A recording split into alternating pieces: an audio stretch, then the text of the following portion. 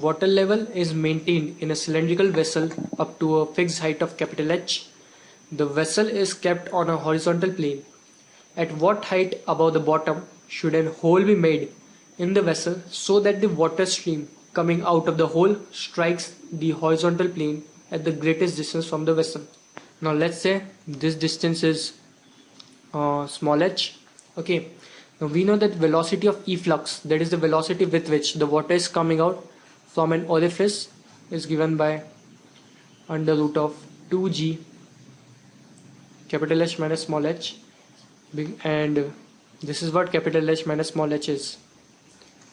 So the velocity of efflux is given by this, and the time taken by the water to come to the surface is given by under root of 2h by g. Fine.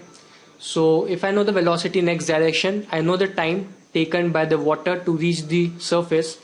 I can calculate the distance, that is the x traveled by it, and that will be given by ve into t. Fine. So just substitute the value. I have under root of 2g capital H minus small h into under root of 2h by g, right? So g is cancelled from here.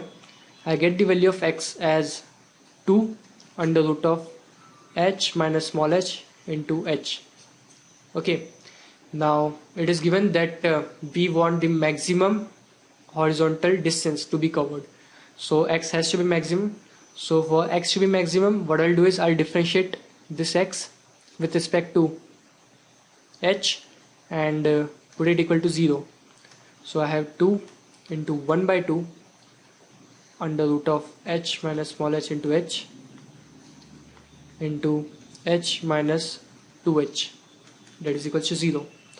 So this gets cancelled. I have h is equal to 2 times of h, so small h comes out to be capital H by 2. That is my answer.